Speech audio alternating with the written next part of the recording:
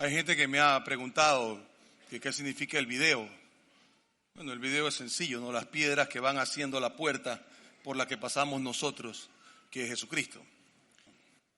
Muy bien, estamos en la tercera parte de nuestra serie de repercusiones, en la que estamos tratando de mostrarle que en el principio nuestra fe no era la Biblia, sino un evento, la resurrección, porque el evento vino primero y la Biblia después.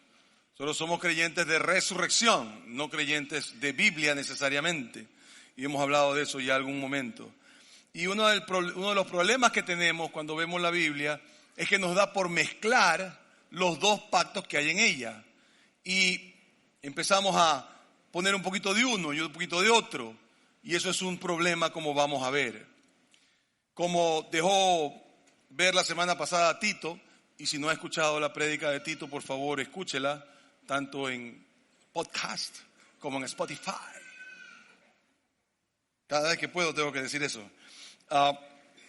Y nuestro acercamiento a lo que hoy llamamos el Antiguo Testamento, él nos dejó con una máxima que quiero repetirla aquí. Y la máxima decía así: si la interpretación del Antiguo Testamento no apunta hacia Cristo, simplemente no es válida. Y como no lo hacemos, es que nosotros nos volvemos innecesariamente resistibles. Porque al combinar una cosa y otra, nos empezamos con doctrinas como maldiciones generacionales, como los diezmos, como las primicias, como un cristiano no se enferma, y todo ese tipo de cosas que las manejamos supremamente mal. Pero si bien ese fue el énfasis de Tito la semana pasada, yo quiero volver al énfasis inicial, que es ¿cuál? Si nosotros seguimos hablando como estamos hablando, vamos a perder la fe de sus hijos y sus nietos. Porque simple y llanamente, personas ateas muy buenas están destrozando la forma como nosotros estamos mostrando quién es Cristo, y tenemos que cambiarlo. Les he dicho ya algunas veces que nosotros formamos parte de un grupo de iglesias a nivel mundial que nos resistimos a cualquier cosa que haga que la fe en Jesús sea innecesariamente resistible. No quiero que usted resista a Jesús por cómo nos comunicamos, o por cómo nos vestimos, o por cómo lo recibimos. Si usted va a resistir a Jesús, usted debe hacerlo por una sola razón: porque usted no cree que Cristo es el Señor y Salvador de cada uno de nosotros. Las demás cosas no deberían importar. Y nosotros tenemos que sacar todo lo que haga la iglesia innecesariamente resistible, incluyendo los aderezos del Antiguo Testamento que solemos meter y de los que voy a hablar el día de hoy. En estos últimos 2 capítulos de la serie, hoy y el próximo domingo, antes de que celebremos el Día del Padre, voy a estar hablando de la línea desde la resurrección de Cristo hasta los 30 o 40 primeros años de la iglesia. Y vamos a estar mirando cómo ellos hicieron para agarrar este Antiguo Testamento, que ellos no lo llamaban antiguo, para ellos era la ley y los profetas, y lo empataron, o qué fue que hicieron con estas nuevas cosas que Cristo enseñó. Y vamos a ir mirando cómo lo hicieron para ver cómo debemos hacerlo nosotros. Y para poder saber qué hicieron, vamos a traer a un escritor, gentil él, llamado Lucas, que escribió 2 libros que están en el compendio de libros llamado la Biblia. Uno que lleva su nombre y el otro que habla de los primeros 30 años de la iglesia, que se llama Hechos de los Apóstoles. Por lo menos 2 o 3 supieron. Qué bueno. Entonces vamos a mirar cómo navegaron ellos las aguas de este nuevo pacto, de esto que Cristo dejó inaugurado y que hablábamos durante la Santa Cena. Vamos a ver cómo estos primeros cristianos nunca pensaron que la base de su fe era la Biblia, que la Biblia no estaba hecha, no fue hecha sino hasta 400 o 300 años después, ¿no? Y que la razón de su fe era, como dijimos la primera semana, la resurrección. La resurrección era todo lo que ellos creían y toda la razón por la cual creían. Entonces, vamos a ver cómo, o vamos a volver, o vamos a explicar más allá lo que vimos la primera semana. Que cada vez que ellos hablaban, lo que decían es, Cristo resucitó. Su testimonio era Cristo resucitó. Y todo era Cristo resucitó. Porque nosotros somos testigos de que Él resucitó. Yo estuve con Él. Esa es la razón de mi fe. Y esa debiera ser la razón de la nuestra también. Como usted comprenderá, los primeros que se convierten son personas que eran de la religión judía. Por tanto, los primeros años del cristianismo tenían ese saborcito judío, ¿eh? Porque todos habían crecido con esa forma de ver las cosas. Entonces, los primeros cristianos empezaron a mezclar y combinar pactos. El pacto de Moisés del Antiguo Testamento y este nuevo pacto del que nos hablaba Jesús. Y empezaron a tratar de ver cómo hacían para que encajen el uno con el otro. Entonces combinaban el pacto de Dios con Moisés y la nación de Israel, donde se les dio 10 mandamientos, leyes dietéticas, leyes ceremoniales, leyes civiles, y luego agarraban a Jesús y lo trataban de empatar el uno con el otro de forma de que poder generar una doctrina que alcance todo lo que se les había dicho. Como usted comprenderá, para esos judíos era muy difícil decir el antiguo pacto está terminado, vamos a empezar un nuevo pacto. Porque ellos habían crecido, habían vivido toda su vida así. De hecho, como vamos a ver ya mismo, a usted se le hace difícil. Y vamos a mirar qué es lo que debemos hacer al respecto. Pero eventualmente estos primeros cristianos lo consiguieron. Y se dieron cuenta que no era de mezclar. Que lo antiguo estaba terminado y que empezaba algo completamente nuevo. Entonces imagínese usted. Viene Pentecostés, un montón de personas, cientos y miles de personas abrazan la nueva fe, empiezan a caminar en ella, empiezan a convertir gente. Y los judíos se empiezan a dar cuenta que esto es una amenaza para ellos. En ese tiempo no se les llamaba cristianos, sino que se les llamaba el camino. ¿Por qué se les llamaba el camino? Porque Cristo había dicho que Él era. Eso, muy bien. Ok. Y así denominaban a estos creyentes judíos que estaban, según ellos, traicionando su fe. Y entonces aparece un ser humano en la historia llamado Saulo de Tarso. Saulo de Tarso se da cuenta que el cristianismo, que estos del camino, son realmente un conflicto, un problema que se van a llevar a los judíos. Y arranca y se va a Jerusalén y pide que le den poder de alguacil para ir, detener, encerrar, juzgar y matar a estos traidores judíos que ahora se denominaban los seguidores del camino. Él no creía que hacía nada malo. De hecho, estaba convencido que lo hacía por Dios. Y que había que matar a esta persona por Dios. Tanto es así que su líder máximo, el sumo sacerdote, le da el permiso. De manera que ellos entendían, según sus escrituras, porque eso dicen sus escrituras, no es que la estaban malinterpretando, que había que terminar con estos traidores que estaban en contra de Jehová de los ejércitos. Y Saulo pone manos a la obra y arranca a trabajar. Este hombre quería aniquilar a todo y cuanto cristiano existiera. Era, ¿cómo es que dicen? Temporada de caza de cristianos. Los cristianos iban a morir por todos lados. Así que este hombre agarra y empieza a ir para el norte y camina hacia una ciudad llamada Damasco. Y todavía existe de hecho, y empieza a caminar con otras personas para meter preso y llevar a Jerusalén preso, juzgar y matar a todos estos seguidores del camino. Pero mientras va para allá, algo pasa. Y usted habrá leído esta historia y dice en Hechos 9, Lucas nos cuenta lo que pasó. Dice, mientras tanto, dice Saulo, respirando amenazas de muerte contra los discípulos del Señor. Y los discípulos no son los 12. Los discípulos eran todos los que creían en Jesús. Él entonces camina para ir a este sitio de Damasco y meter preso a gente. Y sigue diciéndonos Lucas, dice, se presentó al sumo sacerdote, le pidió cartas de extradición para las sinagogas de Damasco. Tenía la intención de encontrar y llevarse a Jerusalén a todos los pertenecientes ¿a qué?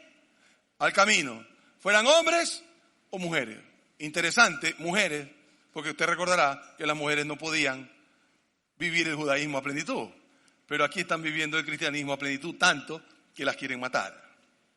Muy bien, entonces va camino de Damasco y en el camino de Damasco se le aparece una luz y le dice, Saulo, Saulo, ¿por qué me persigues? Él cae del caballo y se queda ciego. Y la gente no sabe qué hacer, porque Saulo es el que le decía lo que había que hacer. Entonces deciden seguir, terminar la travesía, llegar a Damasco, en donde Saulo está solo, en un sitio ciego. Sus seguidores no saben cuál es el siguiente paso. Mientras eso sucede, el Señor se le aparece a un cristiano llamado Ananías. Y le dice a Ananías, Ananías, te he conseguido una cita con Saulo. A lo que Ananías, si hubiera sido guayaquileño, le hubiera dicho, habla serio, pues Señor. O sea, ¿qué te pasa? ¿Qué te pasa? Usted no sabe lo que ese hombre hace. Es como que una cita con Saulo, ¿no?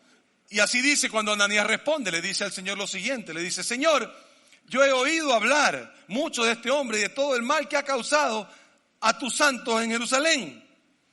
Le empieza a informar al Señor quién es Saulo, porque por alguna razón extraña a nosotros nos encanta informarle al Señor. ¿Se ha dado cuenta cuando oramos? Señor, es que tú sabes que esto va... Sí sabe. Señor, es que en tu palabra dice, Él la hizo escribir. ¿Por qué nos encanta darle información al Señor? Ahora, ¿sabe qué? Mientras ore como quiera, no hay problema. Pero a mí me causa gracia la información que le mandamos al Señor a cada rato, ¿verdad? Entonces, continúa. Verso 14. Y ahora lo tenemos aquí. Le sigue dando información. Autorizado por el jefe de sacerdote para llevar preso a todos los que invocan tu nombre. Oye, Señor, cuando tú me interrumpiste, yo ya estaba haciendo la maleta. Yo ya mandé a mi esposa y a mis hijos más al norte para huir y yo me iba ahorita porque este hombre está llegando y nos quiere matar. Y tú me dices que vaya donde él. Algo no cuadra aquí. Algo no cuadra.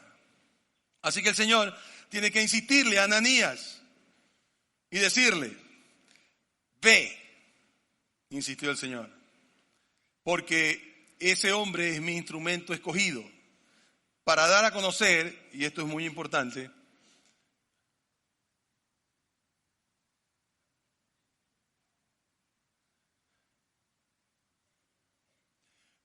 para dar a conocer mi nombre tanto a naciones y a sus reyes como al pueblo de Israel. Mire usted, ¿para qué lo escoge el Señor?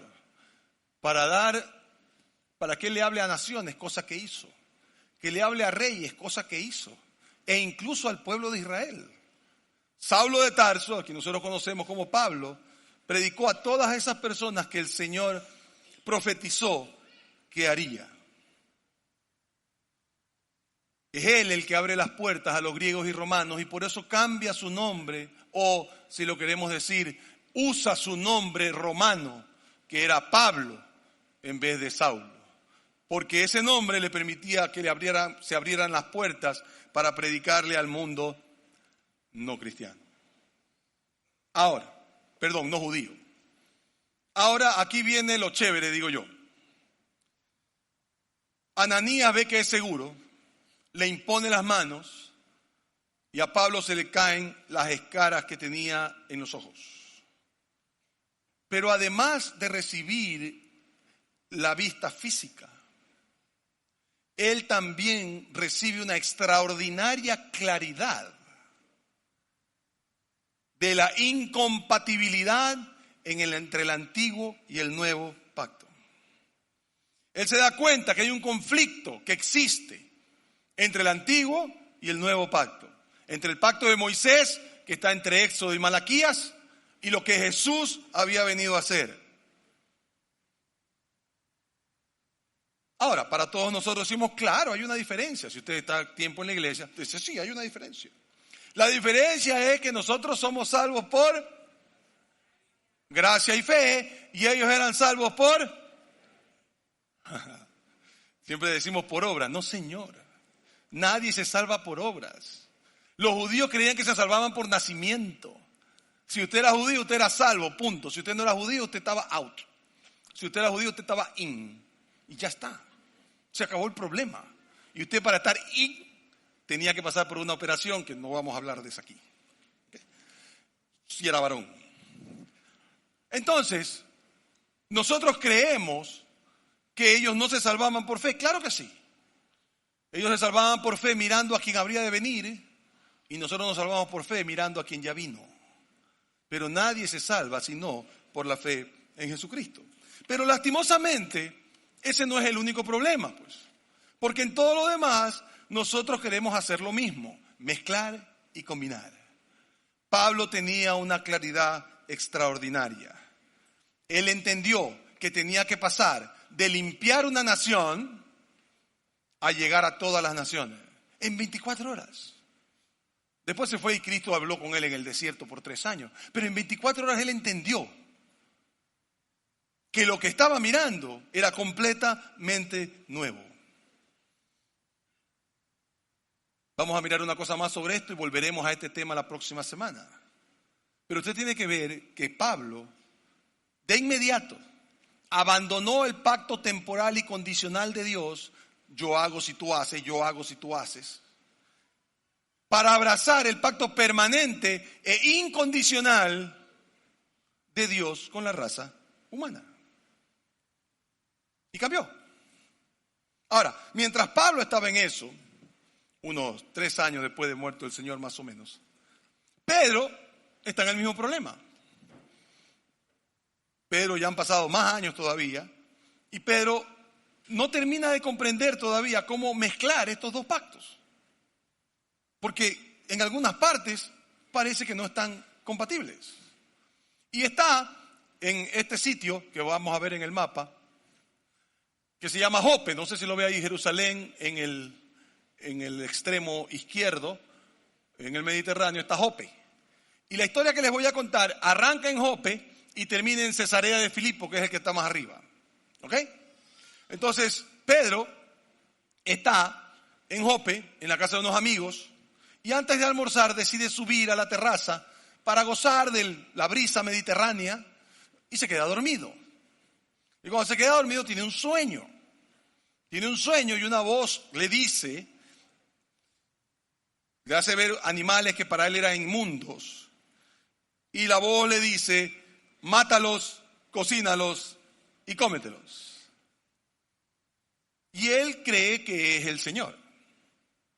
Ahora, usted tiene que entender, Pedro ha pasado toda su vida, sus padres le han dicho, sus sacerdotes le han dicho, sus escrituras le dicen que él no puede comer estos animales. No se puede ni acercar a ellos, mucho peor, matarlos, cocinarlos y comerlos. Y reacciona como usted y yo hubiéramos reaccionado. ¿Y qué es lo que contesta Pedro? Le dice, Señor, de ninguna manera yo me voy a comer esos animales. Jamás he comido nada impuro o inmundo. Yo soy un judío de cepa. Encima, Señor, tu ley dice, por si acaso te has olvidado, aquí está escrito. Y no la estaba malinterpretando. Ahí decía que no podía comer. Entonces él empieza a pensar que Dios está cambiando de opinión. ¿Qué es que pasa? Así que la voz le repite. Por segunda vez le insiste. Lo que Dios ha purificado, no lo vas a llamar tú impuro. Entonces ahora hay una diferencia entre la voz y la escritura que él conocía. Lo que nosotros llamamos el Antiguo Testamento, que ellos llamaban la ley y los profetas. Y empieza a pensar lo que usted y yo pensaríamos, que ha cambiado de opinión Dios. Pero no es que Dios cambió de opinión. Dios cambió de pactos, que no es lo mismo. Cambió completamente de pacto. Dios está claro en que el primer pacto terminó y ha nacido uno nuevo. Y para la gente de Judea fue muy difícil comprenderlo. ¿Cómo será que a nosotros todavía nos es difícil hacerlo? Y entonces ellos mezclaban y combinaban. Un poquito de aquí, otro poquito de allá, un poquito de aquí, otro poquito de allá. Termina la visión y alguien toca la puerta. y le gritan desde abajo: Pedro, es para ti. Pedro baja para encontrarse con 2 hombres y un soldado romano, que le dicen que vienen de parte de un centurión romano llamado Cornelio. Y dicen: Cornelio, su familia y sus amigos quieren verte, porque Cornelio es un hombre temeroso de Dios, pero solo conocemos ciertas cosas de la vida de Jesús. Y como tú anduviste con él siempre, queremos que nos cuentes la historia completa. Y Pedro, muy a su pesar, se encuentra caminando hacia Cesarea. ¿Por qué? Porque Pedro en su vida había entrado a la casa de un gentil. ¿Sabe por qué? Porque la escritura de él decía que usted no puede juntarse con gentiles y no puede entrar a la casa de ellos porque ellos son inmundos. Ellos no son del pueblo escogido. Escogido es usted, no ellos. Tanto es así que usted recordará que cuando van a crucificar a Jesús, lo llaman a Pilato, y Pilato dice: ya, pues entren a la casa. Y los fariseos le dicen: no. Tú sal al patio, porque nosotros no podemos entrar. Y lo obligan a Pilato a salir. Y ahí es que termina juzgando a Jesús. Pues Pedro se encuentra con otros cristianos, judíos que se habían hecho cristianos, que la escritura llama a los cristianos de la circuncisión, caminando hacia Cesarea. Y yo me lo imagino cuando llega. Imagínense usted, no, estoy aquí en la puerta y tengo que entrar. ¿Cuántas escrituras le llegaban a la cabeza de Pedro? Pedro no podía entrar. Yo me lo imagino a Pedro como el Chavo, ¿no? Sí lo hago. Sí, ¿a qué no lo hago? Sí lo hago. ¿Sabe qué? Entren ustedes primero y si no les cae un rayo, entro yo después. Imagínense, un hombre que siempre ha pensado que no puede entrar a esa casa. ¿Cómo hace para entrar? Nosotros hoy lo tomamos muy olímpicamente, pero no era olímpico para ellos. A ellos les estaba cambiando toda su visión. Es como, por ejemplo, hay un predicador que dice que su padre era un cristiano debe tener unos 90 años ahora, y dice que su padre siempre aprendió que no se podía tomar café, que los cristianos no podemos tomar café. Y que cada vez que él lo ve a su hijo tomar café, él ahora sí entiende que se puede tomar café, pero todavía le da como... O sea, se toma un poquito de café y dice: ¡woo! Estoy liberado, ¿no? Porque simplemente cuando usted piensa que algo está mal, por mucho que entienda que no está mal, es duro y difícil hacerlo. Entonces imagínese a Pedro frente a esta puerta. Finalmente decide entrar. Y cuando entra, ve, dice Lucas, que Pedro entró a la casa conversando con él y encontró a mucha gente reunida. Pero todos los reunidos eran centuriones, romanos y familia de ellos. No había un solo judío. Entonces Pedro empieza como a terapiarse a él mismo. Porque entra aquí y está en un territorio que nunca ha estado. Entonces, en lugar de empezar a hablar de Jesús, al principio tiene este momento un conflicto interno. Y él empieza a hablar de su conflicto interno y es chistosísimo, creo yo. Mire lo que pasa, ¿no? Entonces, para empezar, ¿no? La gente está esperando a Pedro y cuando entra Pedro, ¡hey, es Pedro! Él caminó sobre las aguas.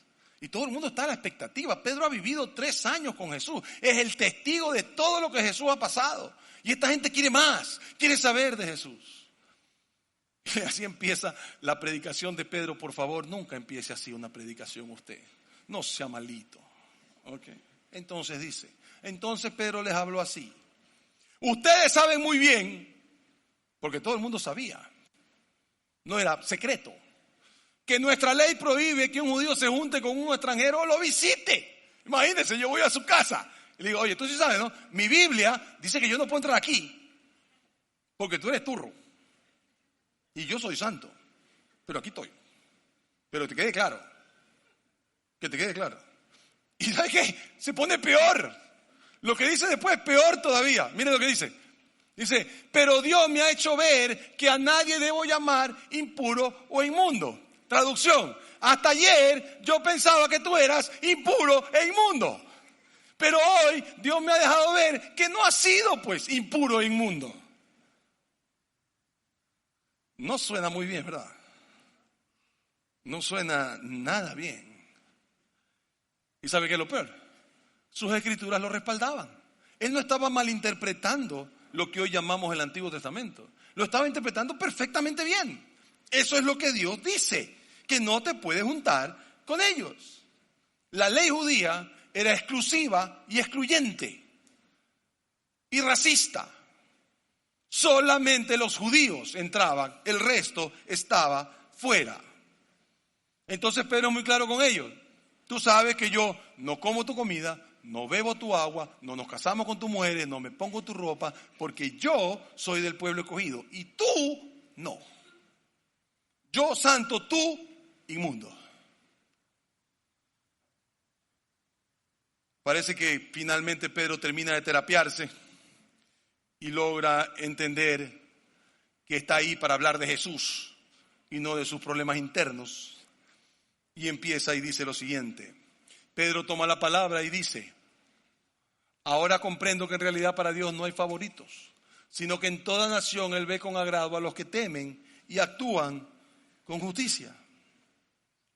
Ahora entiendo que Dios le ha abierto la puerta a todo el mundo, que Dios ama a todo el mundo. Ahora usted dice, claro, pero nosotros sabemos que Dios ama a todo el mundo. No. Usted sigue hablando de cosas que dejan ver que Dios no ama a todo el mundo y se lo voy a probar en un ratito. No es lo que la Biblia enseña, es lo que el nuevo pacto enseña. Pero el antiguo pacto enseña lo que Pedro está diciendo. Entonces los dos pactos son incompatibles. Tengo que dejar ir al uno para tomar al otro. No puedo seguir mezclando uno y otro. Pedro continúa, verso 39. Nosotros somos testigos, dice, de todo lo que hizo en la tierra, los judíos y en Jerusalén. ¿Y qué sigue después de eso? ¿De qué es testigo? ¿De qué va a hablar? De resurrección va a hablar. Como usted tendría que hablar de lo mismo. Y dice, lo mataron, lo colgaron de un madero y Dios lo resucitó al tercer día y dispuso que se apareciera a nosotros. Y yo lo vi. Nosotros somos testigos de que Él resucitó. Y cuando está ahí, todavía no ha terminado su sermón porque todavía le falta hacer llamamiento para que se conviertan a Cristo, como haría cualquier persona. Pasa algo increíble. El Espíritu Santo baja. Y estos gentiles inmundos empiezan a hablar en lenguas tal cual años antes habían hablado en lenguas los judíos el día de Pentecostés. ¿Se acuerdan? La primera semana hablamos al respecto. Empezaron a hablar todos en lenguas. Pasa exactamente lo mismo. Y los judíos no lo pueden creer. Los cristianos de circuncisión no lo pueden creer. Dios está haciendo algo con los inmundos que hizo con los santos. ¿Por qué? Porque el don de Dios es para todo el mundo, no solamente para los judíos. Los defensores de la circuncisión, dice, es decir, los cristianos judíos, que habían llegado con Pedro, se quedaron asombrados que el don del Espíritu Santo se hubiera derramado también sobre los gentiles. Era una nueva forma de ver la vida. Todo lo que habían conocido hasta eso se había ido al tacho. El mundo de ellos estaba puesto completamente de cabeza. Ahora, ¿qué hacemos? ¿En qué creemos? ¿Qué es lo que tenemos que hacer? El Antiguo Testamento le decía, no salgas de tu pueblo, no te juntes con otros pueblos. Y ahora empiezan a hablarle a otros pueblos y estos pueblos empiezan a convertirse a Cristo. Y ellos no lo pueden creer. Como en todo, al día siguiente salió en El Universo que gentiles se habían convertido a Cristo. Y la gente no lo puede creer. Y Lucas nos cuenta lo que había salido en El Universo. Y dice, los apóstoles y los hermanos de toda Judea se enteraron de que también los gentiles habían recibido la palabra de Dios. No puedo creerlo. Los gentiles también se han salvado. también ha sido para gentiles este asunto. ¿Cómo puede ser posible? Pero lo que pasa en el 2 y en el 3 es de chiste. Léalo conmigo, dice. Así que cuando Pedro subió a Jerusalén, los defensores de la circuncisión, creyentes, cristianos, lo criticaron diciendo: entraste en casa de hombres incircuncisos y comiste con ellos. O sea, imagínense, lo ven a Pedro y dicen: ¡ah! Te metiste a casa de un inmundo, sal de aquí. Tú tienes que estar en cuarentena, fuera de la ciudad. Te has juntado con el inmundo y comiste con ellos. ¿Qué te pasa? ¿Cómo puede un judío comer con inmundos? ¿Qué te sucede? Increíble cómo la Escritura decía en ese tiempo, que eso no se podía hacer.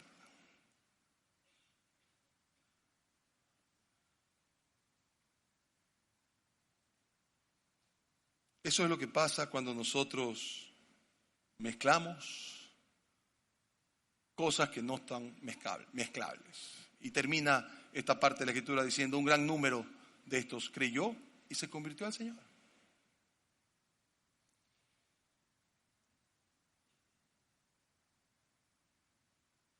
La iglesia sigue y va hacia los gentiles. Y llega a una ciudad 300 kilómetros más allá, llamada Antioquía. Seguiremos hablando de Pedro la próxima semana. Y llega a Antioquía y ahí la gente empieza a convertirse. Y ahí es donde está este verso que dice esto de gran número se convierte. Entonces imagínense, llega a los gentiles, a una ciudad gentil donde hay romanos y griegos. Solo hay 2 sinagogas, los judíos son minoría. Pero esta gente empieza a oír de Jesús y empieza a decir: espérate, esto no es como los dioses que nos han enseñado. Este Dios está por nosotros, para nosotros. ¿Se acuerdan que hemos hablado aquí de que los dioses de la mitología lo que hacían era usar a los hombres? Entonces viene este Dios, y todo el mundo empieza a decir: ¡wow! Y la iglesia empieza a crecer como loca. Entonces la gente dice: manda a Jerusalén a que traigan refuerzos. Y entonces traen a un hombre llamado Bernabé, que el hombre era una bomba. Y la iglesia crece geométricamente. Y ya los cristianos están por doquier. Y los gentiles se convierten uno tras otro. Uno tras otro, es una cosa increíble. Pero necesitan más ayuda. Así que Bernabé decide ir por la bomba nuclear. Y dice la Escritura que después partió Bernabé para Tarso en busca de Saulo. Lo trae a Saulo. No, para que de una vez se convierte, porque se convierten. De una vez, ¿no? Y cuando lo encontró, se lo llevó a Antioquía. ¿Y qué hizo Saulo, ahora Pablo, en Antioquía? Dice que enseñó durante todo un año y se reunieron con la iglesia y enseñaron a mucha gente. Empezaron a enseñarle a mucha gente y todos los gentiles querían saber más y más y más. Y aquí viene un verso chéverísimo para mí, no sé para usted, que dice que fue en Antioquía donde los discípulos fueron llamados cristianos por primera vez. Y sí, claro, empezó siendo un término derogatorio, como cholo, pero finalmente terminó siendo una medalla en el corazón de todo aquel que creía en Jesús como su Señor y Salvador. ¿Se pueden imaginar qué pasaba en Jerusalén en ese momento? Lo vamos a ver más la próxima semana, pero imagínense, judíos diciendo: espérate, un montón de gentiles están reconociendo a Jesús como Salvador y no conocen quién es Moisés. No saben quién es Adán. ¿Cómo puede ser eso? No saben quién es Malaquías, ni habían oído que es un diezmo. ¿Cómo puede alguien convertirse sin eso? Hablaremos más de eso la próxima semana. Pero por el momento, déjame hacerte una pregunta que tú debes hacerte. ¿Qué tiene que ver todo esto con nosotros? Y probablemente tú estás diciendo: no, pues no tiene nada que ver, porque aquí en esta iglesia todo el mundo es bienvenido, todo el mundo puede venir, todo el mundo puede gozar del amor de Dios. Tal vez en el primer siglo tenían ese problema, pero ahora no. Lamento informarte que no es así. Lamento informarte que tú y yo también estamos en el negocio de mezclar y combinar pactos. El que hizo Dios con una nación temporal y el que hizo Dios con toda la humanidad permanente. Y profesores y predicadores y personas que estudian la Biblia siguen hablando de esta combinación, tratando de quitarle las cosas malas que aparentemente tiene el Antiguo Testamento y tratando de que ingrese como un rompecabezas, un pacto con el otro. Déjame decirte con toda claridad, los dos pactos son incompatibles. Andrés, ¿me está diciendo que se contradicen? Sí, se contradicen. Y te lo voy a probar. El primero era un pacto con una nación. El segundo era un pacto con gente de todas las naciones. Pero el problema es que nosotros no leemos. Y como te lo voy a probar al final, tú ni siquiera la has leído completa. Si tú vas y le preguntas a un judío, oye, ¿el Antiguo Testamento vale? ¿Es ley para ustedes? Te dicen no. Pero ¿cómo? Si es ley para nosotros. Es que no la debes haber leído bien. Eso se terminó. Ya ni siquiera pueden hacer sacrificios. Pero los cristianos somos los que más tratamos de defender algo que no es nuestro. Usted no es miembro del antiguo pacto, usted es miembro del nuevo pacto. Y el problema es que la Biblia es reverenciada, pero rara vez estudiada. Y es como llegó la Biblia a ti. La Biblia te la dieron en tu confirmación, probablemente en el catolicismo o en algún lado. Y el que te la dio te dijo, mira, esta es la palabra de Dios, toda es cierta, cosa con lo que estamos todos de acuerdo. Reverénciala. Y tú hiciste, la mayoría de nosotros hacemos, la pusiste en una mesa, en un lugar preponderante, y nunca le pusiste café encima porque eso hubiera sido pecado. Pero nunca la leíste. Nunca la leíste. Era reverenciada, pero rara vez estudiada. Era sagrada y ahí quedó. Yo estoy convencido que la Biblia es verdad. Pero en la Biblia hay dos pactos diferentes. En realidad son tres, pero quedémonos con los dos. Dos pactos completamente diferentes.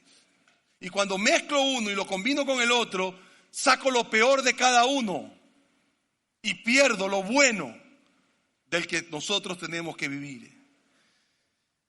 La iglesia primitiva lo terminó entendiendo y comprendió esta máxima que espero que tú comprendas.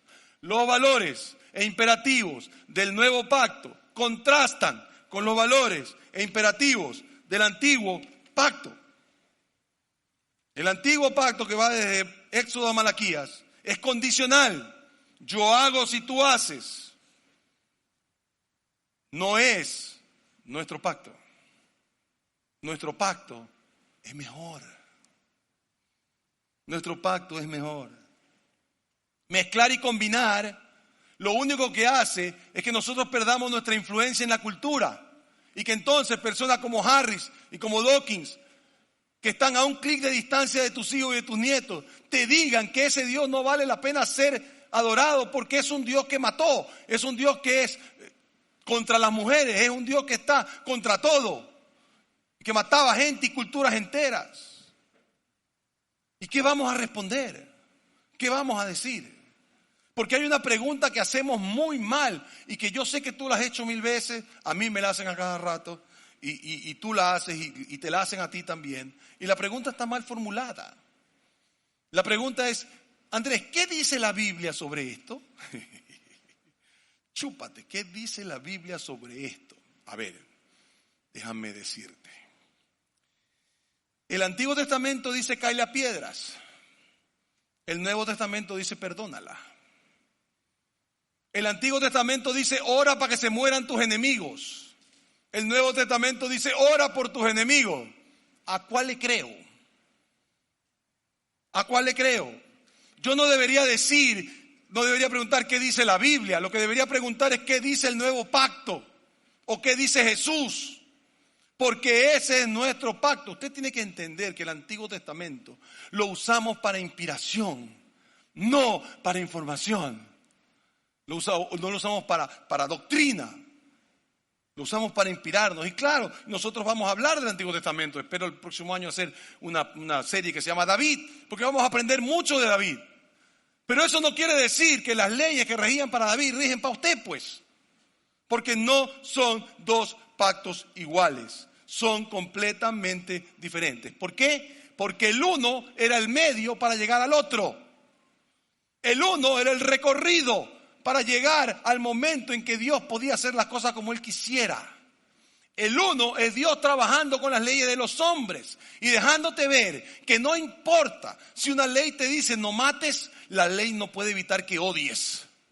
Y si odias, vas a matar. Y que la única forma de quitar el odio es dejándote ver un amor que sea incondicional. No son lo mismo.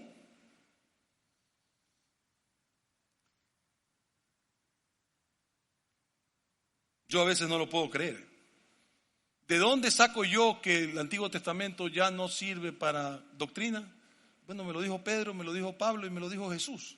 Cuando Jesús vino, dijo: señores, he venido a cumplir, el avión está aterrizado, se acabó. Pero nosotros, sus seguidores, seguimos queriendo que eso esté en vigencia. No lo puedo creer. Yo no sé si usted ha visto, ¿no? Estos predicadores a mí me ponen hasta nervioso. Llegan y empiezan a despotricar contra los pecadores. ¿Los ha visto? El pecador y no sé qué, y hasta cuándo pecadores miserables y no sé qué, y el mundo, y gracias a Dios existe el infierno. O sea, ellos están molestos por los pecadores y felices porque existe un infierno. Yo no lo puedo creer. Cristo no nos mandó a odiar a los pecadores, nos mandó a amarlos. Y nos mandó a darle la información de que Cristo pagó por sus pecados. Pero a veces usted oye unas cosas y parece que lo único que le falta es dar gracias a Dios porque el infierno existe. Y encima se ponen bravísimos. Yo ya mismo me voy a poner bravísimo, pero espéreme nomás. Pero por otra cosa. Eso lo cogen de un profeta del Antiguo Testamento que despotricó contra Israel cuando Israel estaba alejado de Dios.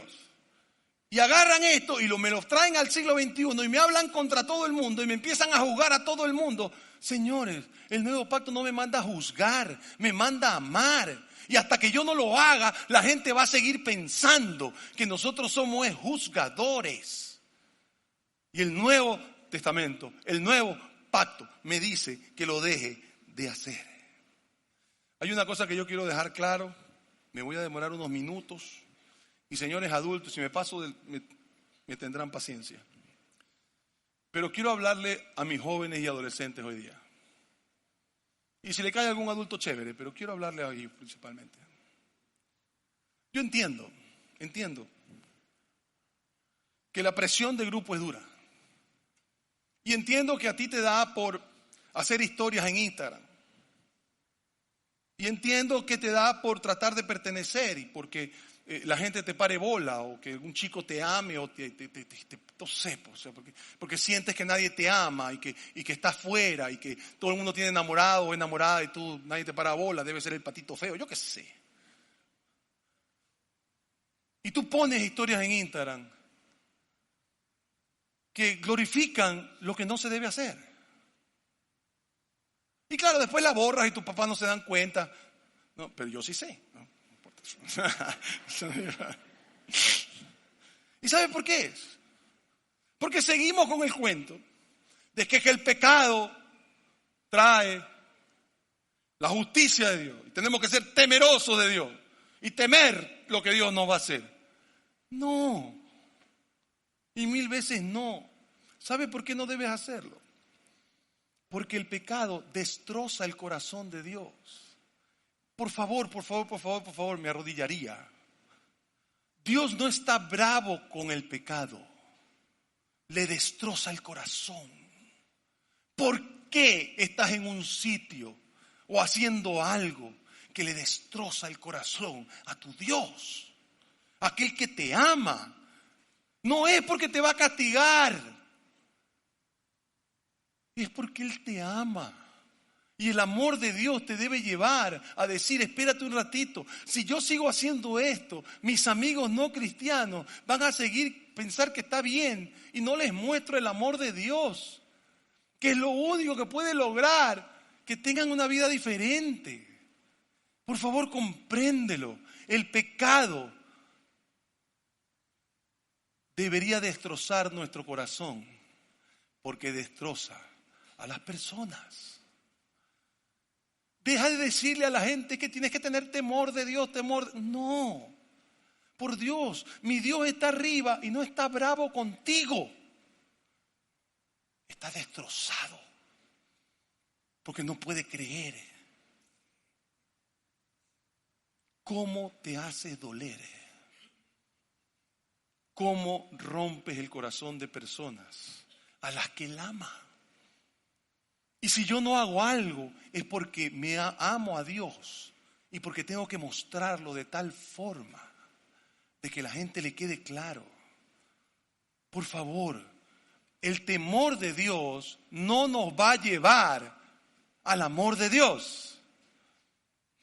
El amor de Dios nos va a llevar a cambiar este planeta. Pero si seguimos con el juzgamiento y con esto y con el... A mí me parece tan raro. Es que el mundo hace tal cosa y el mundo hace tal otra y el mundo... ¿Y qué tiene que ver eso conmigo? Es que todos deberían ser como yo. No, señor. Pablo fue clarísimo. Léalo conmigo. Le dice, ¿acaso me toca a mí juzgar a los de afuera? No, me toca amarlos. Es que están equivocados, Andrés. ¿Y? Es que mira las cosas que hacen. ¿Y? ¿Qué usted cree que los romanos no hacen lo mismo? Ya vio que me puse bravo. ¿Hasta cuándo vamos a seguirle dando de comer al hambriento? Y vamos a seguir mostrando jugadores en vez de amadores. ¿Eso quiere decir que tenemos que estar bien con todo lo que hacen? No. Quiere decir que tengo que mostrar el amor de Dios en mi vida. Y eso los llevará a decir, oye, yo quiero lo que tú tienes. El jugar a gente no va a llevar a nadie a ninguna parte. Y el otro problema mío con el que terminamos por hoy son los 10 mandamientos. Yo no entiendo por qué los 10 mandamientos son la base de nuestra fe. No lo entiendo. No es mi pacto. Entonces, cuando yo dije esto en algún otro sitio, una persona se me acercó y me dijo, aquí lo anoté para no olvidarme. Y entonces, Andrés, ¿con qué nos quedamos? Si no tenemos los 10 mandamientos, ¿con qué nos quedamos? ¿Qué tal si le dejo 2? Ama a Dios con toda tu alma, con todo tu corazón y con toda tu fuerza. Y al prójimo como Dios, como Cristo te amó a ti. Basta, no necesito más. No necesito más. No, es que los 10 mandamientos son importantes porque ahí dice no mentirás y no matarás y no... Ese no es su pacto. Además, déjeme decirle algo que usted no sabe y que lo va a saber ahorita y se va a quedar conmocionado. Espero que venga la próxima semana, pues se va a quedar conmocionado. No son 10, son más de 600. Los 10 son el índice. Nada más. Y ya los judíos no están defendiendo los 10 mandamientos, pero nosotros sí. ¿Por qué? Vaya, pregúnteme una cosa más fácil. Entonces, los que sí leen las escrituras, van pues. Y le dicen a tus hijos y a los míos, ¿sabes lo que dicen los mandamientos que tanto defienden estos cristianos? Déjame mostrarte, porque nunca has leído este versículo. Y dice, cuando 2 hombres estén peleando y la esposa de uno de ellos venga a rescatar a su esposo de manos de su atacante, ¿qué pasa, Señor? Si la mujer le hiere los genitales al otro hombre, le cortarás la mano y no le tendrás compasión. Ese es el antiguo pacto. Un pacto que era un medio para llegar a un fin. Porque las otras culturas mataban mujeres por menos de eso. Y el Señor lo que está tratando es de mostrarte cómo la ley te lleva a Cristo. Porque el que no cumple una cosa de la ley, no cumple nada. Se los dijo Tito la semana pasada. La ley no es con nosotros. Por Dios, pare. ¿Y qué hacemos con el Antiguo Testamento? Léalo. Es lindo. Hay gente de usted que tiene, gente como de ustedes que tiene un versículo del Antiguo Testamento que es el que los motiva. Perfecto. Mi esposa cuando tuvo cáncer, ella tiene un versículo que fue la que la animó durante todo ese periodo tan horrible que pasamos. Y finalmente el Señor la sanó y ella se acuerda de ese versículo y lo tiene en su corazón. Perfecto. Pero la ley, el pacto no es con usted. Deje de andarle repitiendo a todo el mundo, no matarás. ¿Quiere otro que no ha leído? ¿Quiere otro? O mejor lo dejamos ahí nomás. Si una mujer es violada y no grita lo suficiente, la culpa de la violación es de la mujer. Pero usted, porque nadie le dijo que la Biblia tiene dos pactos, uno que va de Mateo para adelante y el otro que va de Malaquía para atrás. Usted sigue defendiendo todo. Es que la mujer no debe pintarse, ¿por qué? Porque Isaías dice. Isaías puede decir lo que le provoque. No tiene nada que ver conmigo. Está ahí para historia, para que yo lo entienda. Pero lo que este mundo necesita no es más ley. Lo que este mundo necesita es que los amemos. Ya paren. Ya me puse bravo de nuevo. Nuestro pacto es prácticamente irresistible. Y si nosotros le contáramos al mundo lo que nuestro pacto es, nadie se quedaría sin Jesús.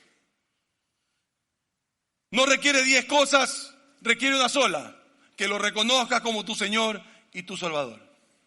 Ahora, yo espero que lo que yo he dicho hoy día sea suficientemente problemático, o suficientemente inquietante, o suficientemente preocupante para que vengas la próxima semana, donde terminaremos esta serie. Póngase de pie, vamos a orar.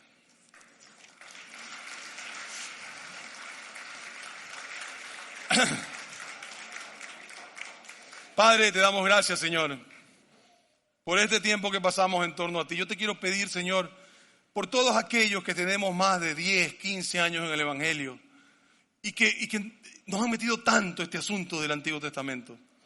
Qué felicidad pensar en los nuevos creyentes que no van a tener que preocuparse de tanta cosa. Señor, estate con nosotros, déjanos ver con claridad que sí, el Antiguo Testamento es importante, pero que no es el que domina nuestras vidas. Y Señor, consuela a aquellos que me han oído, para quien es tan difícil escuchar lo que están escuchando. Y permítele, Señor, tener un momento contigo en donde se den cuenta, como me he dado cuenta, como estamos trabajando para darnos cuenta, que el Antiguo Testamento está ahí para inspirarnos. Pero mi pacto es el pacto del Nuevo Testamento, en el que Dios es mi Señor y me ama sin condiciones. Enséñanos, Señor, a amar a la gente. Enséñanos, Señor, a mostrarles tu amor incondicional, porque eso finalmente logrará que ellos quieran vivir para ti. Quédate con nosotros, Señor, llévanos a nuestra casa con bien y permítenos seguir estudiando un poco más. En el nombre de Jesús te damos las gracias. Amén y amén. Gracias, mis hermanos. Los veo el otro domingo. Que Dios me los bendiga.